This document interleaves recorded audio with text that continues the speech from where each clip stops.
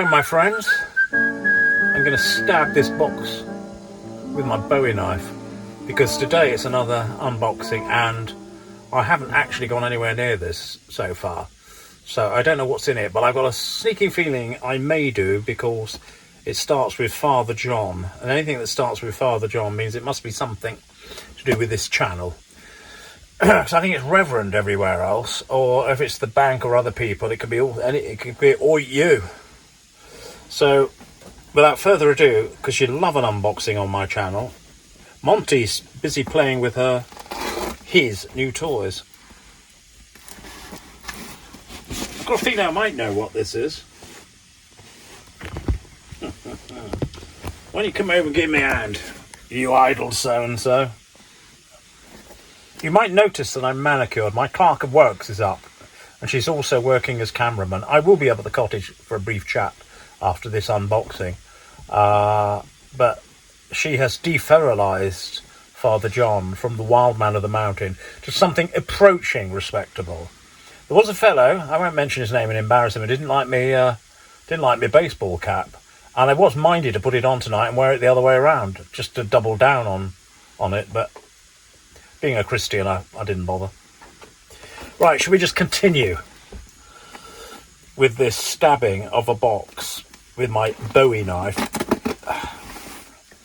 I've got a feeling I know who this is from because he said he would be sending me something. Oh, and I want to thank Constance. It was about 11 days ago. But you see, I'm so busy, I don't even read the comments sometimes. Or I see them when they come up on an email, and then I don't realise they've been monetised. They're monetised comments. And now the kettle's boiling. So I don't know what we do now. Oh. Yeah. Turn that bloody kettle off. This is really interesting. It's got a Japanese newspaper. Which is fascinating, isn't it? Now this is what we've all come to see. Sillems, something or other. I've never heard of it. Now that comes from a lovely man called Mark, and he's a lorry driver. They call them truckers now, don't they, or something? But old English money, they're called lorry drivers, and they're not trucks, they're lorries. This is England, not America. We tend to Americanise everything. As much as I love my American cousins, I don't see why in England we've just got to start copying the American language. This is very kind, Mark. I know you'll be watching. Mark likes to watch me before bedtime. And before you start putting two and two together, it's because he smokes his pipe and likes to get his head down for the night in his cab. Boy, that smells good. Do you know, I'm going to smoke some of this up right now, up at the cottage. We'll talk about it further, but thanks for that. It was a lovely thought. Sillems, 7th the 4th, 25. Smells great, but I'll talk about it in a moment. But, yeah, follow me up to the cottage, would you? See you in a mo. Hello, friends. As promised, I'm up at the cottage. Absolutely shattered today. Well, I'm not shattered, I'm just busy dealing with people all day, and I'm quite glad of the opportunity to just sit down for 5 bloody minutes without people in my hair. Well, I've had Monty in my hair all day, what's left of it. Mind you, I've had a haircut. I have been deferalized by my clerk of works, which I sadly was in need of. If I let myself go, I sort of look like Coco the Clown. You know, you can just pull a bit of string and my hair will just sort of go up like that at the sides. Anyway, I can take a breather now, have a drink. I'm drinking my white Rioja. Smoking today from a meerschaum billiard, which I drag out occasionally. Sometimes I forget what pipes I've got. Now, you saw the grand unboxing of the kind trucker's gift, lorry driver. I've got a soft spot for lorry drivers. When I was an actor, there used to be a long distance trucker lorry driver, who used to do lorry driving in between acting work, whereas I dealt with antiques in between acting work. And he was a grand fellow, really, I suppose. Quite good, really, for what he did, you know, as an actor. He was on Game of Thrones in the end. So he's doing rather well. Doing better than me, I think. Although I do think I was the better actor. Right. It's called Sillems. He sent me some Sillems. I don't... Is Asylum, Sillems? Sillems Black or something like that. Never ever had it in my life. Never even smelt it before in my life. Let's give it a smell.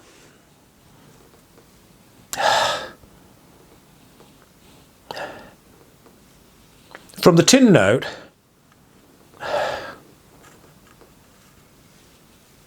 it's quite perfumed, but what you're getting is leather. When you buy a brand new pair of leather boots and sniff them.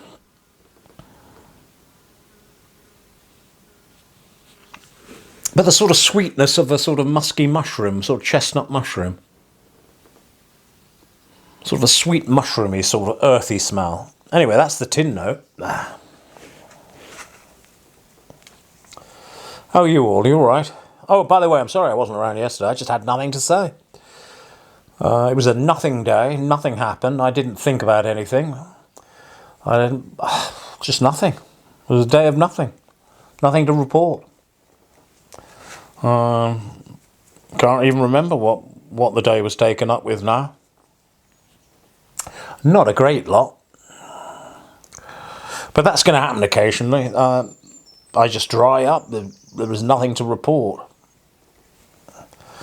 Okay, let's get this baby fired up. I do like the smell though, Mark. I certainly don't know anything else like it. Incredible what varieties are out there, really.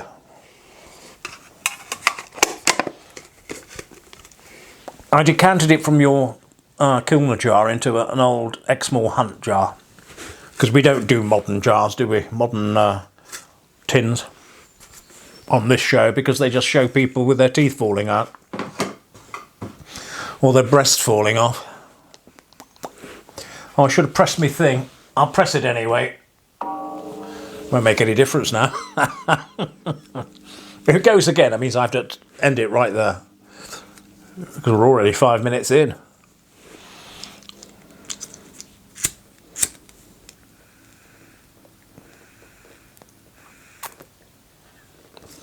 I know there's latakia in this.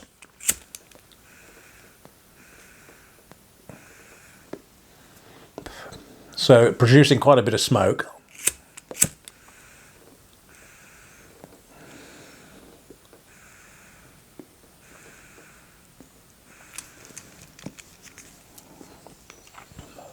Quite mild off the bat. That could be the Cavendish. Black Cavendish. Judging by the colour of it.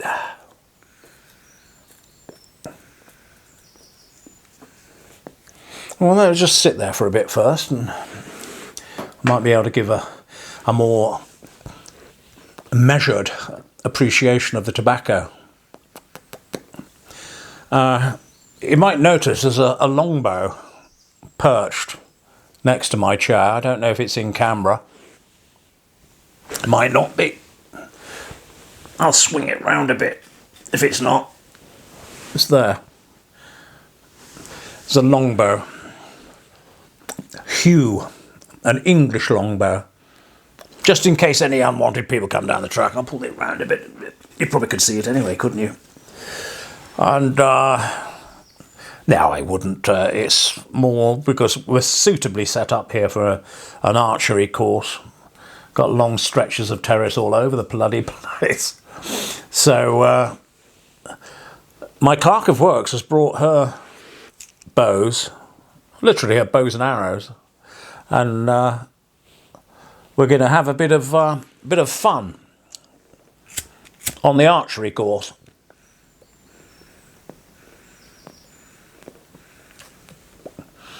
Quite a noble sport, really, isn't it?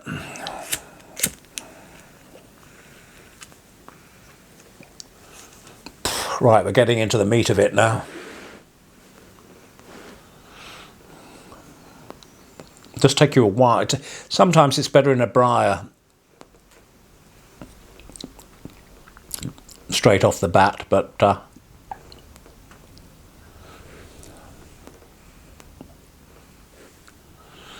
burly, getting burly.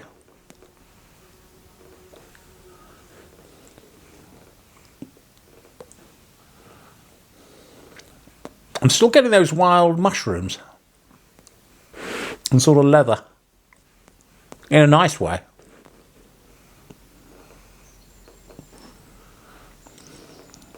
No, I'm kind of following it with my nose, trying to get a room note.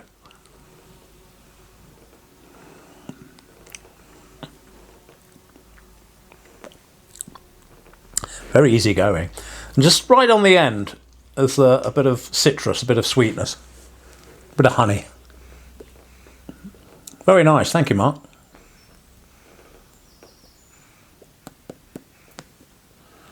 Yeah, not bad at all, that. Anyway, so what have I been doing? Well, first off the bat, I decided to go with the borehole. Just tidy things up, make things simple. You know, a hole in the ground, mains going to the submersible pump, water coming out the other way, both in the same trench, to a nice tap that switches on at the gable end. Jobs are good and everything buried. Little shed or little whatever for the purification filters and everything down by the wellhead. End of story, done. So that, he came back because I wanted a quote for the whole lot, not just the borehole, because they do the whole thing. So he had to come and do a site visit for the trenching work, rough distances and what have you. It's fairly straightforward, frankly. So hopefully they will come back with a very nice quote where I'll be able to pull the trigger on that particular mission. This is what we need to do. Get on with things. And speaking of getting on with things, a second builder turned up today. Well, a builder and his wife with a clipboard. I said I don't like people with clipboards, it frightens me. But I mean, it was obviously for a good purpose. I mean, they have to take measurements, don't they, and do whatever they have to do. So it's a good thing, really. So this is builder number 2. Still haven't had the quotes back from builder number 1. Probably get a third one out for good luck.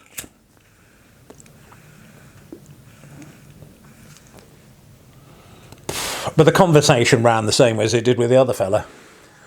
You know, underpinning. Yeah, just basic, the whole, everything that needs doing to the place. It's got lime render in at the moment. So what the loose lime render will probably be replaced by more lime render, I don't know. We were discussing those white walls there. Take all that back to the, you know, exposed stone. Well, all around, really. As I thought, the quarry tiles are probably on earth. He thought that.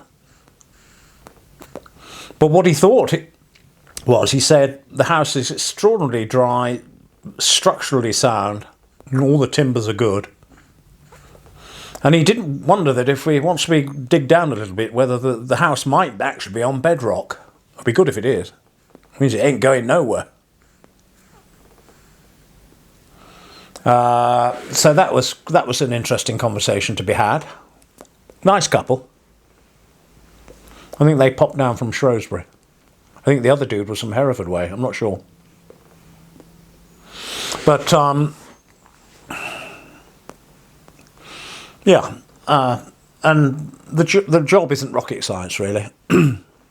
It's basically laying a new floor, bit of pointing, and get a few barge boards guttering up and sort the chimneys out and take the tiles off, put some insulation down, and you know, you're nearly done. Well, there's the extension at the end. That'll all be breeze block and stone facings, but again, not rocket science. So I'm excited, but I'm sort of fatigued as well.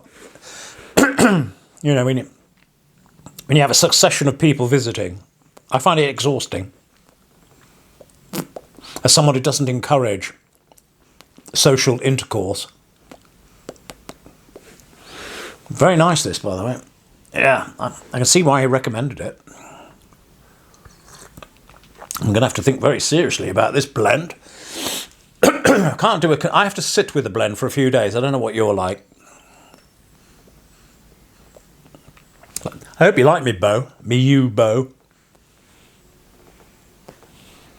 It's a 52-pound draw weight. And that's quite something on a bow. Normally they sit around 30, 35. But I'm a big fella. And my muscles are almost as big as my ego. Not quite. But catching up. So yeah, so the borehole man came. Builder number 2 came. Interesting, he kept falcons. So he went up in my estimation. Because that's something I would consider doing here. Falconry. But I can't really beam onto that until everything else is done and sorted and put to bed. But it'd be nice to keep a falcon.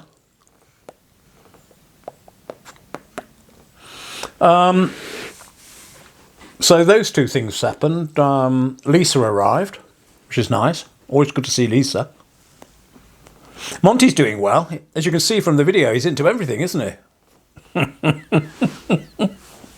He's been outside twice now. But I keep an eye on it. It's just on the decking sort of area around there. Only because I thought he was going a bit stir crazy. Those Bengals, you know, they like a bit of room, don't they? But we'll be out before you know it. Bringing down deer. The more you smoke this, yeah, it's like a lot of, you know, tobaccos. You've got to get it going, smoke through it a bit, introduce it to the pipe, get the pipe to communicate back with it.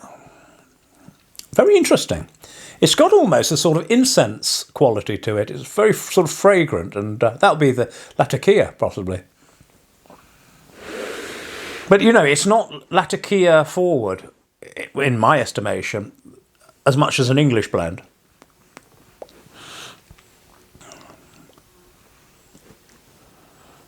You know, it lends a bit of incense, a bit of perfume. But you don't go... I mean, if you didn't know there was Latakia, you probably wouldn't even just discern it. Very much in the background. But balances it, you know, it harmonises the rest of what's going on in the blend.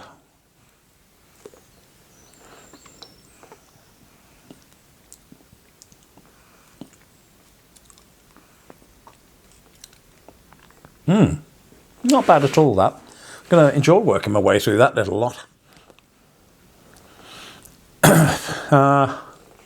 And thanks again to Constance, who monetised a comment.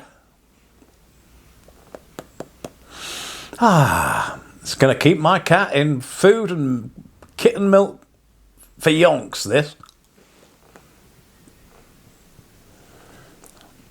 Monty's a big hit now, you know. Nobody's interested in me. Quite rightly. What else did I do? Not a great lot. Got up. Monty was still in bed, so I did my prayers and meditation. Did a lot of housework, yard work. Settled down then to a bowl of porridge. Followed by some real coffee and a pipe. I watched Richard Vobes. I watched that other guy, Piper X1X. Although he said he's going to take a rest for a few days. I know what he means when he says take a rest. And he doesn't put them out every day. He was funny. He was going, well, I've come on and I've done a video and I don't know where I'm even going to put it up. I sat and I'll watch it in the bath and I might put it on, I might not. I don't know. He says, I've got nought to say. Well, I'm going to finish the video. I've got nought to say. But sometimes you literally don't have anything to say. Of any interest or note. But I still like to watch him and catch up with him. See what he's up to. I suppose it's because he reminds me of Yorkshire. And I know exactly where he lives and where he goes shopping. From when I lived in the Dales. So it's always lovely to listen to him. And I like his accent. It's a lovely, nice North Yorkshire accent. It's not that accent you get in the West Riding.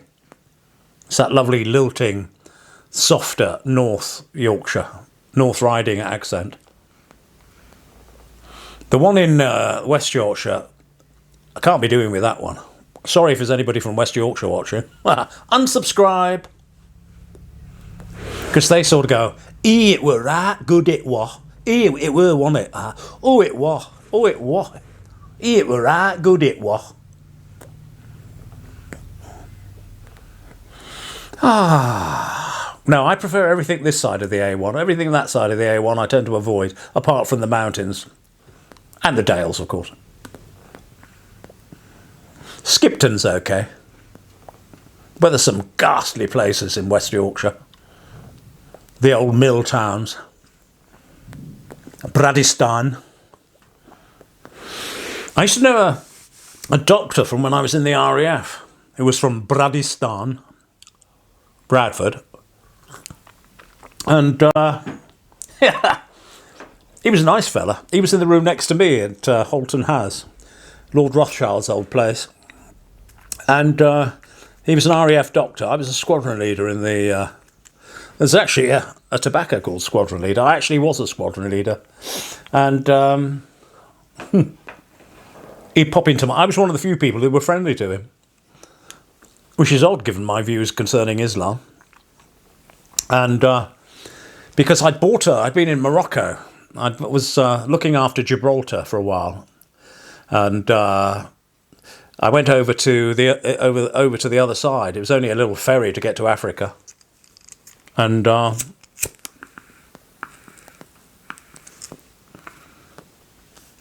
went down one of these souks and I just bought a little prayer rug, you know, a little sort of thing. Until I had a dog that ate it, and I had an Alsatian. And chewed it up a bit.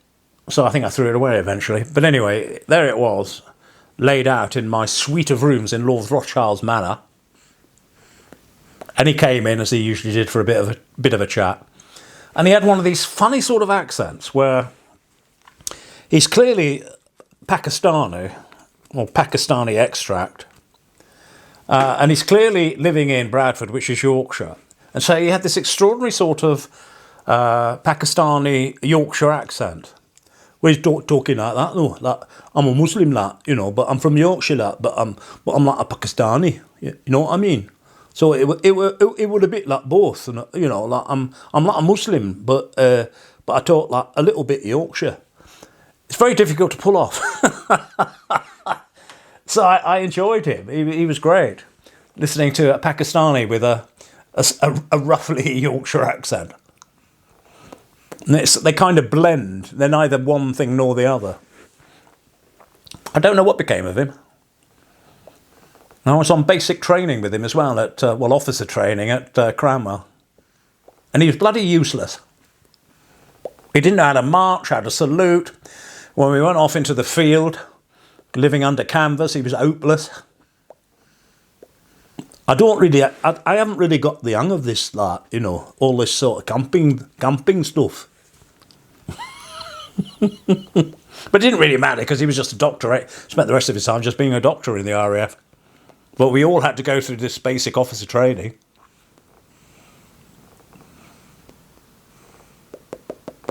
Can't even remember his name. But oh yes, I was saying about the prayer mat. He came in once. And he said, "Oh, what are you doing?" I said, "What do you mean?" He said, "That prayer mat on the floor." He said, it's open." I said, "So what? It's a rug." He said, "I know, but it's a prayer mat." He said, if you just leave it open like that, that's an invitation for the devil to come and sit on it. Because in Islam, you unfurl your prayer mat, but afterwards you must furl it back up again, as it were. Otherwise, it's an invitation for the devil to sit on it, like, you know. Anyway, I quite like the idea of the devil coming down for a chat and sit on my prayer mat. He never did, though. Quite disappointed, really. I'd like to have a chat with him. Wouldn't you? I'd have it out with him. Beelzebub. I'd say, "Come on, mate, give it up. What are you up to?" So it's been a good day, but I'm a bit jaded at the end of it all. I feel a bit like Jesus when the lady with an issue of blood touched the hem of his garment. And he said, "Who touched me?" The disciple said, "I beg your pardon." He said, "I felt the power go from out of me." And that's how I feel. If I'm around people too much, if I have too much interaction or too much going on, I feel the power going out of me. And it leaves me flagging at the end of the day. But there you go. Horses for courses. Some people thrive on other people, don't they? They literally feed off them. In a vampiric way. You know, they can't actually do without society. They need it. They go absolutely round the twist at the thought of sitting in a room by themselves. I'm absolutely the opposite. Anyway, thanks for all your comments. I got round, I think, to all of them today. I hope I haven't missed anybody out. And for those that I didn't say anything back to, I just put a heart to show that I have read their comment. And they're all very nice comments. I get nice comments on this channel. Anyway, I think that's about me. I'm sure that will go off any minute, or the camera will go off, or something will go off. But I'm glad to have brought you up to date. And as I say, yesterday there was nothing to say, so I didn't say it. If I've got something to say, I'll be here tomorrow. I hope you're all well. All things being equal, tomorrow will be a quieter day. I don't think I've got anybody coming around tomorrow. There are some more things. I think I have to go out tomorrow. I think I've got to go to Church Stretton tomorrow. Well, I'll talk about that maybe when I get back. Anyway, in the meantime, God bless, God keep you, God love you, my wee parish. And this is Father John signing out. See you on the morrow.